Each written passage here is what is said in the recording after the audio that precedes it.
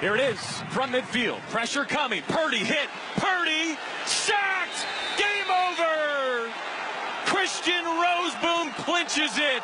The Rams have a 3-game winning streak, and they sweep San Francisco 12-6 the final. That's how you close a game. Not just by Christian Roseboom, but by our friend JB Long on KSPN. Yes, the Rams win a game in the division without scoring a touchdown, 12-6, a massive result for their playoff hopes, basically eliminating their rival 49ers in a rainy night in Santa Clara. It's dry here in Los Angeles, and I've got my friend Andrew Siciliano with me. Andrew, the preseason voice on television of the LA Rams. So he's an expert, and I liked how they ended there. You send some pressure on a Hail Mary. Don't even let Brock Purdy throw that ball. Although I was kind of wondering if Brock Purdy could even reach in the rain. We'll never find out. Rosenthal, I am touched. I am flattered. I am honored to be back on this pod. Longtime listener, first time in this current format on the pod, and I think first time back maybe in the NFL media group since the start of Week 1. I am honored to be here. We miss you, buddy. But Likewise. Look, Andrew, one of the best people in the business, and he's been busy. Not since the Olympics. He's of course now the voice of the Browns. He's got his YouTube channel. Check out Andrew Siciliano. He's got Thinking Out Loud on the channel. He's got the Bark Tank podcast. But we're here to talk a little Rams 49ers, and you've watched this division as closely as any because of your connection to the Rams. A different sort of NFC West game, a defensive struggle. But I do think in the second half, we kind of saw the reason why these two teams are going in separate directions. When they absolutely needed to, the Rams did figure out how to move the ball, even if they were settling for field goals. And when they needed to, they got enough pressure on Purdy. That's kind of been the story of the Rams season. Efficient, long drives when they've needed to in the second half of games. And the 49ers really collapsed down the stretch. So it says 12-6, but I did feel like it was a just result, and the Rams really, really help out their playoff chances. And crazy thing is these teams combined for 82 points in their respective games on Sunday against the Bills and against the Bears. But here, this is the only game all season, according to our buddy Tony in research, that did not include a touchdown from either team. So 12-6 is a thrilling one. Right? Wow. Yeah, how about that? The only game without a touchdown. It's also the first game that a 49ers team who didn't give up a touchdown has lost since 2007. That's so bonkers. there are not many games like this. I think the fourth quarter, those last two drives, and even the delayed blitz there on the Hail Mary, which is something we saw from the Browns actually against Russell Wilson of the Steelers on TNF that game week 12 back in Cleveland. Jordan Hicks came, delayed pressure, and drilled Russell Wilson on that final George Pickens, Greg Newsome tete-a-tete in the back of the end zone. The Rams were the more physical team when they needed to down the stretch. And those two long drives and that sack, that proved a point. And I think there is, I don't want to say it's an official changing of the guard in the division because the Rams have won a Super Bowl here. But the thing about the Niners forever kind of having Sean McVay's number, Kyle kind of having Sean's number, especially when the game was up there, is that the Niners were the more physical team with Trent Williams, with Deebo, with Bosa, with whomever else they had on the offensive line and the defensive line for that matter. They were the more physical team, and they punched the Rams in the mouth. This was a bit of a reversal. Don't get me wrong. They didn't blow him out of the building. And if a Hail Mary gets to the end zone, maybe we're having a different conversation. But the Rams have now Sean McVay has now beaten Kyle Shanahan 3 in a row. Woo. And it's the first time the Rams have done that since anybody? It was in St. Louis, I would guess. Yeah, it was. It was the greatest show on turf. Kurt, Marshall, Torrey, Isaac, Orlando. It was that team from 99 to 01. They beat the Niners 6 in a row, and now they've beaten them 3 in a row. So I think this was a message sent here as well. And it doesn't matter now what the Rams do against the Jets next week in New York. Honestly, it doesn't matter. If they win the last 2 against the Cardinals and Seahawks, they're in. Ooh, that's a good point. I was like, well, it matters a little. What if the Seahawks win out? No, you're right. The division games are all that really matters. Because then they'll be 5-1 in the division. Yeah, and the Seahawks have tough games the next 2 weeks against the Packers and the Vikings. If I'm a Seahawks fan, and I kind of am, but I'm also kind of a Rams fan. You're It's a Geno confusing. fan. You're not a It's Seahawks it's kind of confusing here. This was the first game I got to watch at home and watch my daughter and my wife go nuts with the clapping in the second half of this game. Very intense. They will likely be playing for the division in week 18. That's basically what this game all but guaranteed. Because Seattle, like I said, was saying, like, if you're a fan of Seattle, you hope to, if you got one of those next two games against the Packers and the Vikings, you'd take that. Like, those are two really good teams. And most likely, Seattle will have a chance to win the division that night, and LA will have a chance to win the division that night. And it very well could be the Sunday night football game It could to be. end the season, which would be fantastic. And this 3-game winning streak comes after the 49ers beat the Rams in the regular season 9 straight times, which is outrageous and deserves a massive asterisk that the Rams won the most important game these two teams have ever played in this current McVay-Shanahan iteration in the NFC Championship. But I thought they were more physical. Kyren Williams, to me, gets the game ball. 29 carries, 108 yards, some outstanding blitz pickups. There was that 17-play drive where they blew it with a holding call on a zone read by Matthew Stafford, and they settled for the field goal. But that helped set the tone in the second half after they couldn't do anything in the first half, punting 5 times.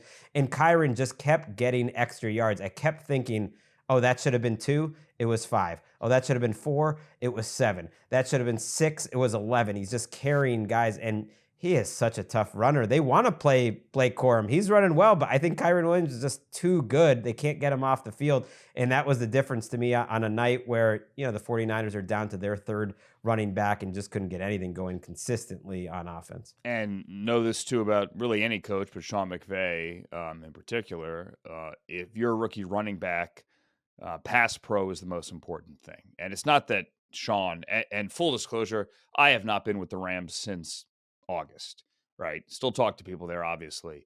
But Sean's not going to put a rookie running back on the field unless he absolutely believes in him in pass pro. And I think he does. But when you see what Kyren Williams does, and you know that his pass pro game isn't just good, it can be elite, and you're going to keep him on the field. And it also, I think, you want to talk big picture here, go back to the toughness thing.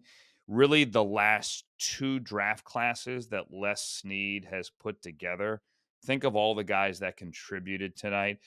Defensively, Jared Verse and Braden Fisk and Byron Young and Kobe Turner and Cam Kitchens. And then offensively, Puka Nacua and even a guy like Bo Limmer at center. Kyren's in his 3rd year. Avila was out there, and in the Steve screen Avila game as well. to Puka was like half the battle, and that's all about Avila. I can't believe I forgot Avila and mentioned Bo Limmer, the rookie center from Arkansas. But you get my point, is that these are not only just guys that are out there playing, they are key foundational building blocks that help you win this game, especially on the defensive side.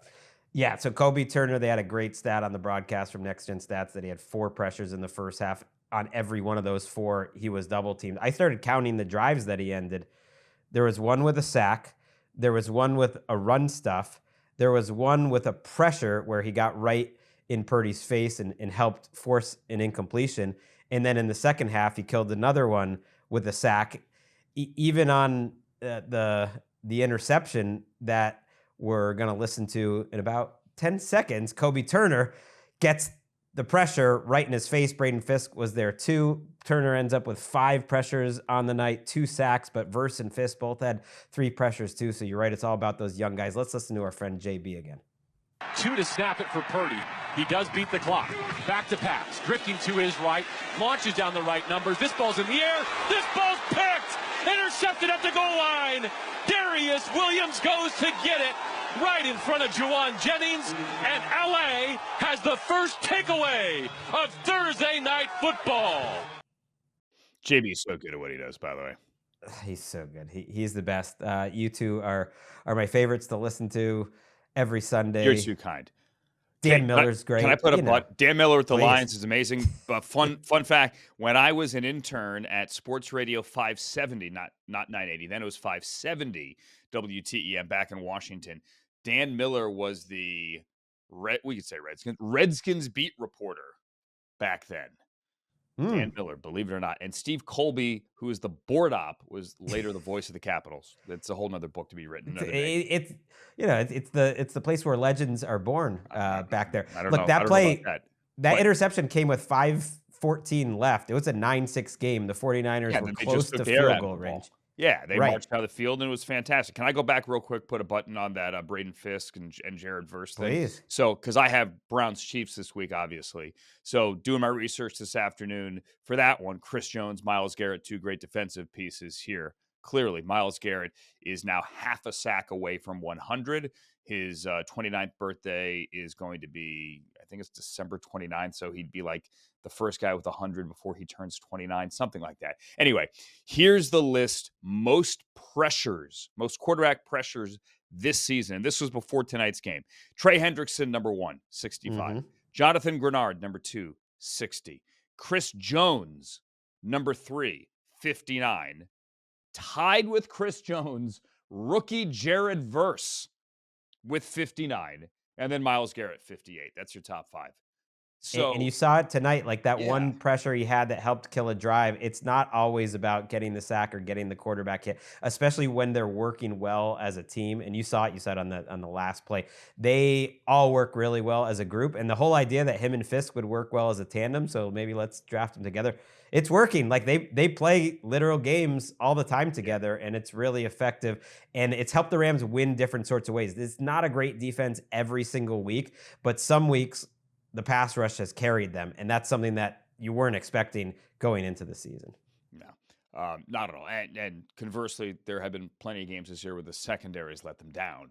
And, starting with Tre'Davious White, now he's in Baltimore. You go back and you watch when these two teams first met, Rams-Niners, earlier in the year. Tre'Davious White was obviously on the field. Rams still have, I think, an issue at corner that they have to address. But you go out, you get Cam Curl. Cam Kitchens started slowly, but has certainly come on and had his moments this year as well. Another guy I mentioned before in this year's draft class. Their defense, overall, their numbers aren't good, but they've been good enough in the moments they need them to make a run like they did last year. 7-1, 7-2 after the bye, whatever it is. Oh, I can count 4 games this year where their defense kind of carried them for most of the game and just waited for the offense to do something. The Raiders game, the Saints Right. game, this game, and having a handful of those games, it's just not something that happened in previous iterations. And they needed to, because the first half of this game was a disaster. It was raining buckets. But even before it was, Stafford nearly threw an interception on, I think it was his first throw, is certainly the first drive. They go Stafford 3 could and have out. been picked off 3 times in the first quarter. Right. So they got lucky in the first half. Stafford goes 4 for 12 for 33 yards. The first quarter was the first time in Sean McVay's era. I was listening to JB on the call that they didn't have a first down. Like they punted 4 straight times. So again, it was the defense keeping them in it and waiting. But the second half, unlike the 49ers, Stafford gets it going, 12 for 15 for 127, makes all the right decisions. They were aggressive on that final drive, throwing the ball to pick up the first downs they needed. A great 4-minute drive, which got them a field goal and basically gave the 49ers any time. And on the flip side, Purdy was kind of a mess the whole game, and giving you a little bit of flashbacks to that Packers game last year where he struggled in the rain, and he said it affected him, and it felt like it affected him tonight, and he wasn't any better in the second half. He missed, not just on that interception, which to me was more of a bad decision, but he just missed throws, and you wonder if it was the moisture or what it was, but it's kind of continued a very up and down season. Purdy's had incredible games. I thought he played amazing last week, and then he has a night like tonight, and he's had a few too many of those. You wonder as well if Deebo hadn't dropped that ball on the slant in the first half. Purdy put it on him. Does that change the momentum? Does that change Purdy? I don't think one play necessarily makes you a more accurate quarterback in the second half if all of a sudden someone catches the ball in the first half, but these things spiral out of control. Rosenthal, I'm looking down here because I'm looking at my Niners Twitter. We have a developing situation in Santa Clara, joking Ooh. aside. Kyle Shanahan says Devondre Campbell refused to go in the game when asked in the third quarter. Oof. And says he doesn't want to talk about it anymore. I got my TV on up here. I got the Prime post game on right now. They have images of Devondre Campbell walking to the locker room during the game with a towel over his head. I was making dinner. I might have missed that, but Kyle says he refused to go in the game. We'll deal with it later. Javarius Ward asked about it. He said he's probably getting cut. Yeah. No kidding. I was going to say, well, this is a rare case while it's happening live. I can tell you how it ends. He's either he's not going to take another snap for the 49ers ever again. He wasn't playing well when he was on the field anyways this season, and he will either be suspended or cut, but he's not going to hit the field. The reason why Deontay Johnson kind of thing. They suspended him in Baltimore. Right. But I don't know if they're going to cut him. Campbell's towards the end of his career. This is the end of the season. And the reason he was being asked to go on the field, I would guess, is because Dre Greenlaw could not make it through this game. And to me, that was so important, not just to this game, but so symbolic of their season, the heart and soul of this defense. And they look different with him on the field, man. Kyren Williams, you don't see him get pushed back too often. He's such a tough runner. Greenlaw hit him backwards a few times. He had 8 tackles in the first half of that game. He made a big difference. Suddenly you saw the vision. Him and Mustafa and Hufungas, who's now healthy, and Warner, like that's a group that hits, that is tough, that's coming downhill. And when he wasn't in the game in the second half, and I don't think he played a snap after halftime, we're still waiting word what happened there. They just weren't the same defense. So that is a big part of the 49ers story this season, even though it's a bit of the Super Bowl hangover and Purdy, the discussion is going to continue. Like, they have just been ravaged with injuries. And every time they feel like they get a good bit of news, like McCaffrey or Greenlaw comes back, like then he gets hurt again. So I thought that was a big moment in this game. The quote from Kyle, he said he didn't want to play today about Devondre Campbell. Okay. So they got to figure that out. The Purdy thing to me is fascinating because, listen, we know his contract is a thing this offseason. I am on team Brock Purdy. I'm not going to let, an up and down season in which you don't have Trent Williams for extended periods of time, in which you have Christian McCaffrey for a month, and he wasn't the Christian McCaffrey that he was a year ago, not even close. With all the other injuries on the defensive side that affects you on the offensive side, I'm not going to take this season and say this is who he is. I've seen greatness from the guy, but that come March, the conversation is going to be, is Brock Purdy still the guy, and at what price? And oh my God, do we pay him 45, 48? Do we pay him 50? What do we pay him? Do we give him Tua money? Do we go beneath that? Well, we want to bring him back, but we don't think he's worth the elite money. The price is what the price is for the quarterback, period. Full stop. So, I kind of feel bad for him because now he's going to get caught up in the conversation. That I don't know that this year's necessarily his fault. No, but it can show some of the limitations. I guess I would just say, does every quarterback have to become the highest paid quarterback in the league? No, I'm with you. I'm with you on that. I'm totally with you on that. But then where do you put him? Right. Like, it'll be close enough. The differences aren't going to be that much. Now, if I'm Brock Purdy, do you consider a shorter term deal that's a little lower on a per year basis? It's life-changing money for a 7th round pick, like it would be for anyone, but especially for a 7th round pick.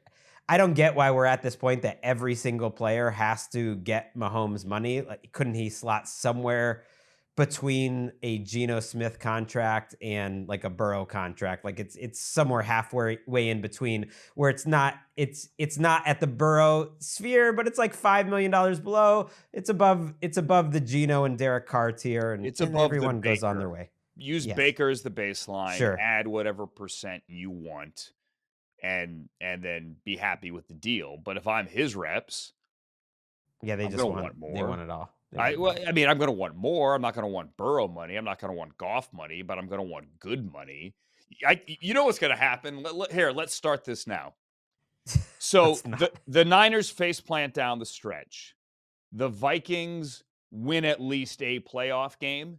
Yeah. You're going to have some Niner fans saying, bring back Sam Darnold. He showed that he now is better than Brock Purdy. Bring back Sam Darnold. Well, good luck getting him. I think the Vikings aren't going to let him go. I think they'll franchise tag. I've just started to think about that this week, but they have all the cap room in the world, and I'm thinking, I'll just give him the franchise tag, pay him $45 million, whatever it is next year. That seems crazy, but they can fit it very easily, and then just see how JJ McCarthy looks and have him come back. But you're right. That will be the conversation. I don't think the 49ers will let it get that far because I think you would think they would learn something from what happened with Ayuk and Trent Williams this year, but especially Ayuk, where I thought that poisoned the entire season, the way that they went through training camp. It was incredibly bad vibes.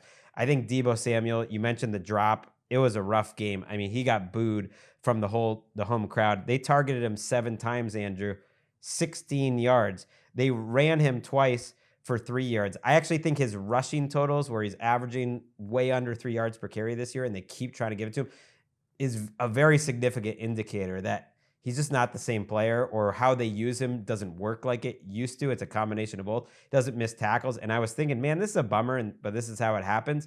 He probably has 1 game left in his 49ers career at home, and it's sad to see him getting booed like in his second to last game there. Yeah, I think he said this week as well, and maybe I imagined this, but I'm pretty sure I saw it, where he said about using him in the run game, it's not like a secret anymore.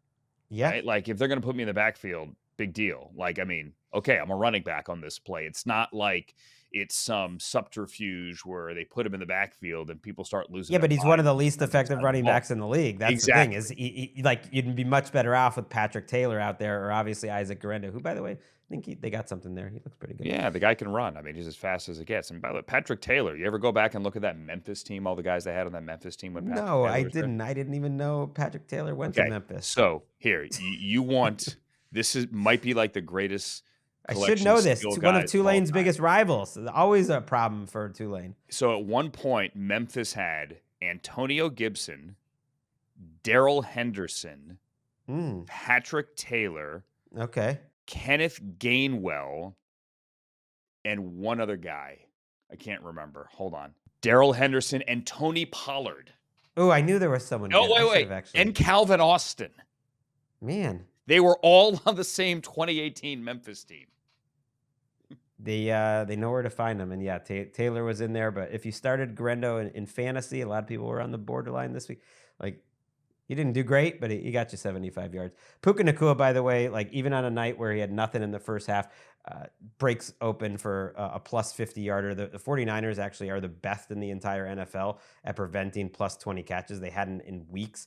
So it is hard to get behind that defense. Puka is just on another level. Even on a night like this where they could not throw the ball at all, he goes 7 for 97. Cooper Kupp did not have a catch, which is absolutely wild, but that shows you who's the 1, who's the 2. The Rams, as you mentioned, they have the Jets, the Cardinals, and the Seahawks down the stretch. The next gen stats has them as 50-50 to make the playoffs. I feel like it's a little more because it just, to me, feels like, well, if they win week 18, they're in, and I give them a better than 50% chance of doing that because it's at home. But the Seahawks will have something to say about it. We thought this was going to be a 4-team race. It really now looks like a 2-team race, and a sweet victory for Rams and their coach and Sean McVay. The Jets game, the Rams now get the extra time. Who knows what the Jets going to look like in 2 weeks, 3 days before Christmas. And then week 17 is a flex game that very well could be a Saturday, one of the NFL Network triple-header games. And then Sunday could be flexed week 18 to Sunday night.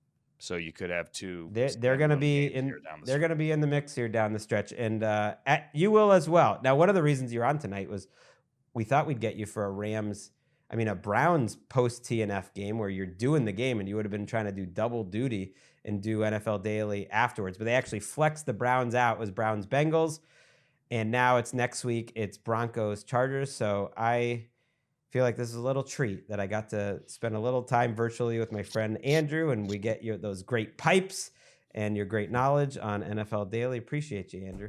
Hey, man, I've had a blast. I'm, as I said at the top, honored and flattered that you invited me. We could have done after the Browns and Steelers in the snow because I had to wait for like an hour to get out of there. The snow was so bad and the traffic was so bad. I had all the time in the world. Yeah, that was a sneaky classic. I've enjoyed watching the Browns this year. After Deshaun Watson was gone, they've been pretty entertaining. So hopefully they keep it. Maybe they can have their Super Bowl moment this Sunday against the Chiefs. I hope for it for your sake. I shouldn't have waited this long in the show to mention we're not just talking TNF on this program. Our friend Ollie Connolly, who's been on NFL Daily multiple times, just happened to basically break the Bill Belichick story, and I'm such a fan of Ollie's, and have been obviously a fan and a close watcher of Belichick, and the whole story is fascinating to me. So we're going to throw it after the break to a conversation with myself and Ollie Connolly. He's going to talk about kind of what went into the decision, what's next for the Belichick clan. We'll talk about how we think it'll all work. We'll do that again after the break. Thank you, Andrew. Thank you. It'll be the first time. It will not be the last. Looking forward to having you again. Back in a minute.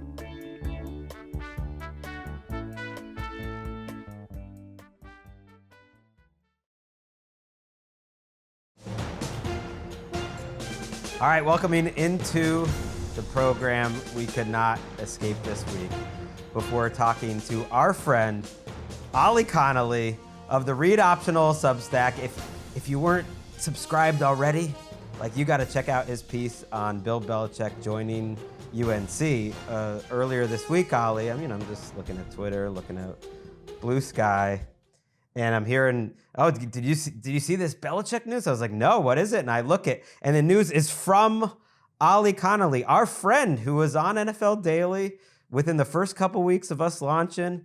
And we did a very scene podcast about Kirk Cousins. We'll get to that later. And then was with us on one of my favorite episodes of the year, the London recap. Actually broke the news that Bill Belichick was looking hard at this UNC job and was the first to report it. Like, how the hell did this happen, Ollie? And are you enjoying your victory lap? Enjoying a victory lap? I guess not.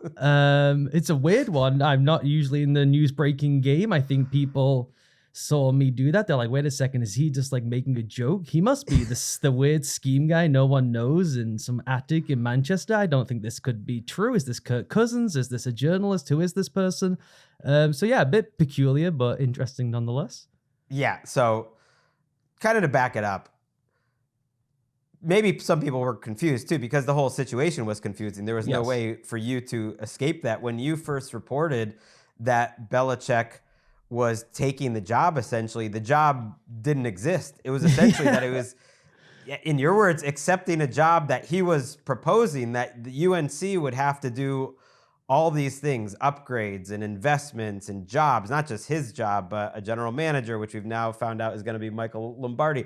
And all of this 400-page organizational Bible, essentially, that he gave to them. Like, how did this come to you, or whatever you're comfortable saying, or just like, how did this come about in reality? Less about you and more just about, like, how did this happen? Yeah, I think that, look, the NFL situations were closed off. That he had, from what I understand, one conversation with one team who had a current coach. None of the teams with vacancies were interested. The conversation did not go well. Probably worse than the conversations went last year when he had obviously one interview, as everyone knows, and didn't make the top 3 finalists for the Falcons job. And I think it was pretty clear that the NFL was unlikely to be an option, at least in the way he would want it to be. And obviously control is a huge element for him, and not just control, but who he can actually staff a building with in every department, not just on the coaching staff. And the thing that has jumped out to me throughout all of this, and the reason why I kind of went with it early compared to everyone else, is they've been looking at college gigs for like a year. This was not like this one popped up and I wrote a too long story today. People can go and read. It's 8,000 words. It gets into every single detail of what's happened over a season. They were doing background research on how things went wrong for Bill Walsh when he returned to college as an NFL legend, out of the game for 3 seasons, had 3 Super Bowls, went back to Stanford, and it went pretty miserably for Bill Walsh. They were looking into what went wrong there with a legend turned media personality turned college football coach. And it got my antenna up of, oh, it's interesting you guys are all reading this book. I want to read that book now, too. It's called Rough Magic. It's by Lowell Cohn, who, oh, look, he's holding it up. We're such dorks. Because I thought, like, this is a good time to kind of just talk a little, football dork book. Like, behind me, if you're watching on YouTube, you can see my little football library that my wife made me put out into the garage. I don't know if these books are going to get ruined, but yeah, I got some favorites here too. There's like that book, The Genius, about Bill Walsh, which by David Harris, which kind of was sad and made me think he didn't really enjoy being Bill Walsh totally. One thing I got from your article, and again, read optional. Everyone subscribe. Like, I don't ask for much. We have advertising and stuff, but support good football writing and great football podcasting. I've been checking out Ollie's podcast with John Ledyard for a while, and it's really worth it. But the written article that you mentioned today is fascinating, and it got me sort of thinking, we'll get back to like the NFL not wanting him, but what does Bill Belichick really want in life? It's why I took the UNC stuff seriously just from seeing it. Obviously, it was from you, but there were other people too, because it made sense. Like, Bill Belichick's not enjoying being in the media. Like, what is going to make him happy in life? It's going to be coaching. And if the NFL is not giving him a job, or he's unsure if he could possibly get a job, then I'll coach where I can coach. And like that group that you're talking about around him that's maybe reading the book, like, is it safe to say it's like the same? It's the same. It's like the same cast of characters that everyone could reel off their hands, including Mr. Lombardi, who was named general manager within 20 minutes of Bill. Well, and you reported too on that Stephen Belichick's involvement is part of the whole deal at UNC. Yeah, and a conversation going in of, I would like this in writing, that he would be a head coach in waiting, some kind of guarantee. I think that was a real big like, whoa, that's not really what we're interested in. But as you were saying before, he went in and just shot for the moon. If I'm going to do this, we need to be competitive. You need to go from being an academic institution with a famous basketball team to being a football school. It's a football program. It's a football factory that I control, and that just happens to be tied to a school. That was the plan. That was the pitch. This is what you need. Resources, staffing, 2 separate staffs, right? A recruiting staff. That is not for me. I'm good. Michael and someone else will control that for me. They'll be the conduit. I'll sign things off. I'll watch some tape. I'll close the deals like Dion does at Colorado. And I'll run the football side. I'll bring all my friends in. We'll get the NFL guys. I'll get some guys I know from college, and I'll run the football department and be just the CEO of the program. And I think to your point about what did he want, that's the real difference in dichotomy between Walsh. That's why the book is so fascinating, why it's so interesting that they were reading this a year ago, is Walsh went back into school to kind of prove something to himself about his offensive system, thought he missed coaching, thought he missed the whistle and the grass and being around the players. But it was really internally about Bill Walsh and his struggle with like losing a grip on being the coach, like the personality of genius coach man. Whereas Bill Belichick realized, I just missed the actual coaching, the technique of it, actually having the whistle, being involved with people day to day, being with my son in the film room and breaking down things. We don't spend a lot of time together. My grandkids are all over the place. Us all being in one hub. I'm not going to get that in Jacksonville. I'm not going to get that in Dallas. I can get it in Carolina, and I'll do it if they acquiesce to 10,000 things I need to make it competitive so I don't embarrass myself and spoil my legacy at the end here. And they agreed to it all. Right. He's competitive. And so I think you wrote great about it. It's multiple things can be true, that it's the joy of it. He's getting towards the end of life. Hell, I'm in my mid 40s. I think about the end of life and like what matters and finding my joy and everything like on a hourly basis. I'm sure Bill Belichick does as well. And so having that opportunity to just like coach with his son, like that to me, and just coaching in general probably is the biggest draw. But like he also knows about legacy. He doesn't want his last game coaching, and I had to check this out, be a 17-3 loss to the Jets. It is sad. Like, coaching careers always end poorly. Like Vince Lombardi more or less died on the job for coaching a mediocre Washington team, which is, about as sad as it gets. Like, that didn't ruin his legacy. No one really cares. No one really remembers that. What Bill Belichick did is not going to change. But I did have to go check that their last game, I mean, it can't get lower than this, ended the Patriots' 15-game winning streak over the Jets. And it was to the Trevor Siemian-led Jets with Bailey Zappi. Zappy going 12 for 30.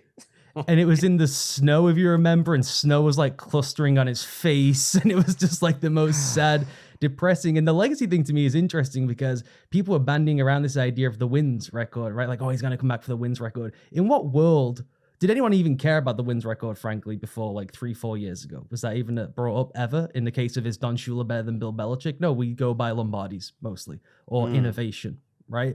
When I was asking people about that midway through, being like, is this really going to swing a decision? Like, surely if someone just came to him with the same offer of you run a franchise, he'd take the NFL. The answer was yes. That was not going to happen in this go around. And he did not want to be left at the altar, publicly embarrassed again that he was left out of a hiring cycle. So he jumped at the first opportunity that was there that would meet his demands. The boat that he has is called 8 rings. It is not called 333 wins. He does not care about the wins record. He cares about the championships. That's what drives him. And then the coaching day-to-day aspect, I think, is really, really critical, that being able to be on the field every day, teaching technique, the things that he really enjoys, and doing it with a group of coaches who are essentially family at this point. That's why they all hang around with him all the time. We may think that some of them are laughable or funny when they go other places. They're really meaningful to him. And so to be able to get them all back together again, coaching, I think, is the reason why he's doing this. Yeah, Matt Patricia, outside of the Patriots ecosystem, probably worthy of your laughs, but he worked inside the Patriots ecosystem. Lombardi, that's a bit of a red flag. Always was. I always was like, like when you'd see them at the combine and they're at Shula's, ironically, the now closed, bar and steak place, and it's just Belichick and Lombardi, or it's like Belichick, Lombardi, and one other coach or whatever, and you're like, wow, he really likes this guy. Like, this is really the guy he wants to bounce off of. And so I think there is a concern that, okay, it makes sense. He wants the silo. I don't want to deal with the money part of it, NIL. Like, I think that Lombardi's got to do it. But, man, I'm a little concerned that Lombardi's in charge of all that. I think the misunderstanding of the Lombardi thing is, from what I understand, is that is very much as a buffer for all the college bullshit you have to deal with.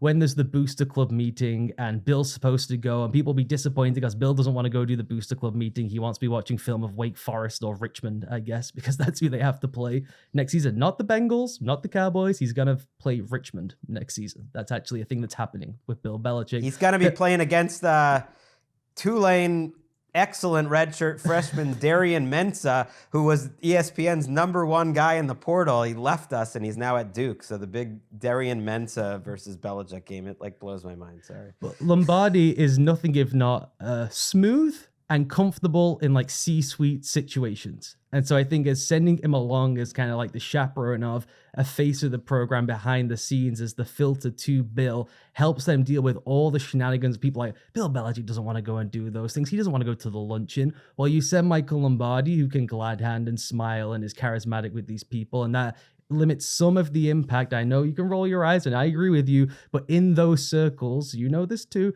that he can at least operate in those situations for him. No, that's an important skill. I always thought one of Mike Tannenbaum's best skill, and I like Mike Tannenbaum. He's obviously extremely intelligent, but one of his best skills is like he's good at talking to owners. Someone needs to be able to do that, and Lombardi can maybe fulfill that service, kind of be a high-level almost assistant on some level, like a personal assistant, but on a more like business, football. Like, do you think Bill Belichick will be a good college coach? Let's just like take out the NIL and recruiting and everything else. Like brass tacks, he's going to be game planning for these teams. Like, what do you think that looks like? Yeah, he's going to be game planning against Darbo Sweeney and Mario Cristobal. I feel pretty confident that Bill Belichick will be okay, frankly. I think any notion that he's not is pretty silly. I do think there's an interesting thing going on in college sports schematically at the football level where the college game was more advanced than the NFL defensively 4, 5, 6 years ago, because you could just have so many people on campus for so long, for a sustained amount of time, that guys like Kirby Smart and Nick Saban have more complex systems than people in the NFL, where you're bringing a street free agent to play cornerback for 1 week and you're not able to install systems year after year after year where they have a lot of reading on the fly, complex things. As now every season is just build a team year by year, bring this transfer in, bring that transfer in. I do think that it's going to become less complex. And that to me is the the thing I'm looking forward to seeing is how complex does Bill Belichick want to be? That was the thing Bill Walsh ran into, did not want to change what he thought was the perfect football system for the college level. But then he's also the most adaptable coach we've ever seen. That's the greatness. The greatness is not one great scheme, one great innovation. It's knowing how to tailor the scheme to the players he has available and how to teach basically everything in football on all sides of the ball, special teams, offense, defense. And so I think if you give this guy a chance to be adaptable week to week defensively against what college has to offer, I honestly think he'd run circles around them defensively. Yeah, I tend to agree because that never left it, and you made that point too in the article. Like they were 8th in EPA per play allowed last year, the Patriots, and they actually improved after it came out that Belichick was essentially gonna get fired. But that does leave the offensive side. Like we haven't heard any reporting. Like, is it going to be Josh McDaniels there? I would feel better about that than we're sending Matt Patricia back over to the offensive side. It's like, he showed he didn't have like a magic wand that was going to be able to fix what was going on the Patriots offensive side the last couple of years. No, but I think that I would be really surprised if there were not at least a bunch of little miniony hotshot RPO kings rolling around there who are friends with Steven or have got a recommendation from Jed Fish or Nick Saban and guys who can at least put input in. But I have no idea what it's going to look like. Will he try and do the Herm Edwards things where it's like actually an NFL team in college football that becomes a disaster and everyone gets in legal trouble? Like, that's plausible. This is Bill Belichick. But I would think that just wanting to win will override the rest of it. Yeah, I'm like excited to see it, and he's so cognizant of football history, but I don't think like he's gonna be like a prisoner to that. Like, he grew up on college campus. So another book I have here, sitting here, is the old Football Scouting Methods by Steve Belichick, which he wrote at the U.S. Naval Academy and famously got to stay there forever and never tried to become the head coach in a way because he thought it was more stable and he had a better family life. And that's basically where Belichick grew up as a kid and as a coach on some level, because he was essentially a coach as a 14-year-old hanging out with his dad, and now he can kind of return the favor. I'm optimistic as a Belichickian. Like, I've gotten used to this already. It makes sense to me that the NFL ultimately wasn't that interested, which, do you think teams are making a mistake by not wanting Belichick at the NFL level? I don't think they're making a mistake if it was that we're going to hand a 73-year-old at the start of the next season our entire operation, from the nutrition staff to the analytics department, for 3, 4, 5 seasons. That I completely understand that. Teams just don't operate that way anymore. They're really siloed. They bring coaches in and out. The coaching staffs are so transient. Some quarterback coach goes here, some guy comes over here, you get an assistant head coach the following season, right? So I get that. As just the coach, it is still mind-numbing to me and just jaw-dropping that 11 months ago, we as a collective public, I think, Greg, you were probably doing this too, right? We're discussing maybe axing Nick Sirianni to slide in Bill Belichick and just looking at different circumstances of competitive playoff teams. Would they be better off letting go of their good to average to maybe very good coach in place of Bill Belichick? And 11 months later, he's going to a middle-class second-tier college football program. Yeah, middle class is generous. I mean, it's in an upper class relatively conference, but it's at the bottom of it, the ACC, which is an opportunity for him. You want the old Parcellism, you want to take over the team when they're at the bottom. You're right, that Eagles example, though, that was maybe the one, because there was reporting by Seth Wickersham that he was telling the Falcons that he didn't need to take over all the operations. But if you're the GM there, you're not going to buy that. Yeah, there's no way you'd buy it. He has a 30-year track record. And I think one of the least admirable things, throughout this season, if you want to get on Belichick, or certainly Lombardi's, they were hammering the Falcons, the Jets, and the Patriots in their media appearances, especially Lombardi. He had a little pet name, calling their GM a name, over. And it's okay, you're obviously just kind of. I know, and it's not like they hired a dunderhead in Atlanta. They got Raheem Morris. Right. This is a good hire. This is a great coach. They know he's an excellent coach. Whether it works or not long term, they signed a quarterback maybe they should not have done. You can definitely quibble with the GM and whether he should have got full power or just coach power, but to take shots at them because you didn't get a coaching job when a very qualified, good coach got the job is a bit strange. Right, which is why I'm glad he's going back to coaching, because if he was going to do the media, like, do it, give us some real takes. But really, it felt like settling scores and being as vague as possible while he was doing his real job, which was making this 400-page Bible and looking for another job. I mean, it is amazing how he could pull off having 8 different media jobs at the same time. What do you think this manual was like?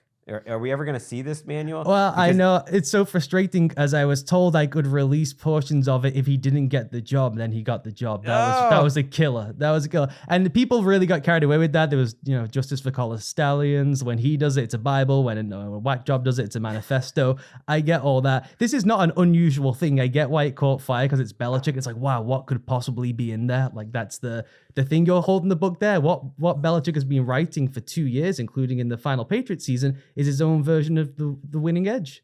That's what he's been working on. Bill Walsh has this famous book, Finding the Winning Edge, that every football guy has in their library and speaks as like the Holy Bible. And, not exactly a quick read for the average fan, but it is interesting. It's basically how to build an organization and how to coach from the ground up. And so I always thought it would be interesting to see like an updated version of that, and this would be that.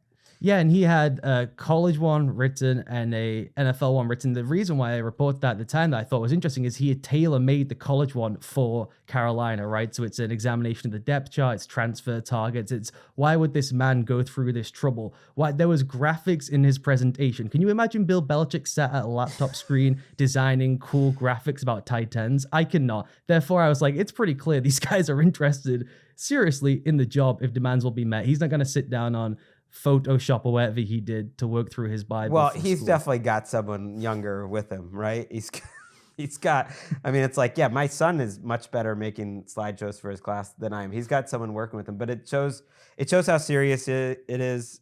He is. I'm excited about it. Like, I think he's going to be much more fun to watch from afar and cover than have as like a fellow media member. How does it feel for you? You're wearing that Boston hat. Mm-hmm. You're a young guy. You've had some experience with this coaching tree. You kind of reveal in the article. Again, everyone check out the Read Optional Substack. Like, how does it feel to be a little speck, a little part of the Belichick story here? The guy who got it out there as that he's going to UNC, shocked the world.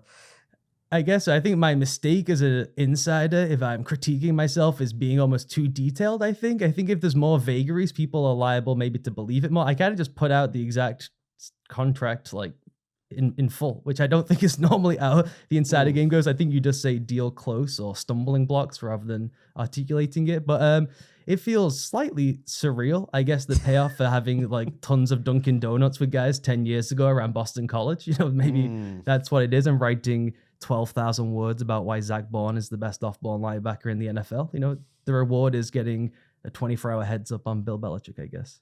So you're going Bourne over Warner for your all-pro team. Oh, wait, can you get 2 off-ball linebacker? They could both go there. I think you could squeeze both in. Okay. Speaking of football takes, you were on an episode, first one that you were on NFL Daily, was an episode entitled, "What if the bad Kirk Cousins shows up this year?" It happened. Like, talk about patting yourself on the back. This is a big week, big month. You famously look a lot like Kirk Cousins if you're watching. And how do you feel watching your namesake, how he's playing lately? I feel sad watching it that his arm strength just eroded in the middle of the season. It wasn't that strong to begin with. He couldn't move at the beginning of the season. They had to overhaul their entire offense to hide the fact he couldn't move. And then they got him to move a little bit, and somehow that seemed to evaporate his arm. And so there's elements of it, and then just making really, really peculiar decisions because he just cannot drive the ball into coverage anymore.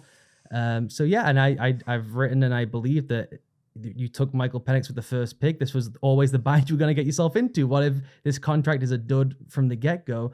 And I think they've got a decision to make, and the decision I think will be go and find out what you have in the rookie sooner rather than later. I kind of get why they're sticking with him this 1 week, because he really did do a lot of good things, Kirk, last week. Like, it felt like it was like you saw a lot of the things you wanted to see, but then you saw the 2 interceptions that kind of ruined the rest of the positive stuff. But I kind of would want to see it maybe for one more week before pulling the plug. Maybe I'm crazy. Maybe I'm sentimental. I don't know, it's sentimentality. We've seen him have like 3, 4, 5 solid week stretches in the season, but once the arm goes at that rate and you're playing week after week and absorbing shots or refusing to take hits because they start to really, really hurt when you're getting older, I'm not sure what you can do around that, which would be the concern, is that he feels liable now for 5 ducks a game, and you're just really hoping that 2 of them don't wind up with the other team. It's depressing, but also makes me feel good because we really didn't do an episode quite like that during the rest of the preseason. That was just like a thought experiment. Like everyone's just assuming that this is going to be some great Kirk Cousins experience. He wasn't always great, even when he was healthy. It feels like their answer to our question, what happens, is they're just like, let's try and hide and pretend like this isn't happening. And hopefully no one sees the stat lines of 0 touchdowns, 14 turnovers in a 3-week run. Oh yeah, I mean they did such a admirable job. I thought he did too. It was almost like they were playing football with like these ankle weights and with just all sorts of restrictions in this tiny little box, and they were kind of making it work, which I thought was impressive for a while. Ollie Connolly, he loves ball. Maybe that's why you got this story, because they saw a like-minded individual in Ollie Connolly, like a little salty. Not afraid to puff his chest out. You sent me a text if people thought I was more insufferable before, or wait till after this. But ultimately, it's about the joy that you're getting from this game. Very cool, man. I'm glad that it happened, that it's going, and you're going to have to be the Belichick insider the next couple of years, in addition to all the X's and O's on the NFL that you're doing at the Read Optional. I think a move to North Carolina might be on the cards. This could be happening. Let's go. Yeah, Ollie, if you didn't know, is living over in the UK. That's where he was on that Week 6 recap. We got to get him on NFL Daily more, maybe in the offseason when the timing works out better. Thank you again, Ollie. It has been a big week. Thank you, everyone, for tuning in and listening. We will be back on Friday with the Pick Show with Cynthia Freeland against the spread. And yeah, when Bill Belichick has a freaking head coaching job again, football is back. Finally.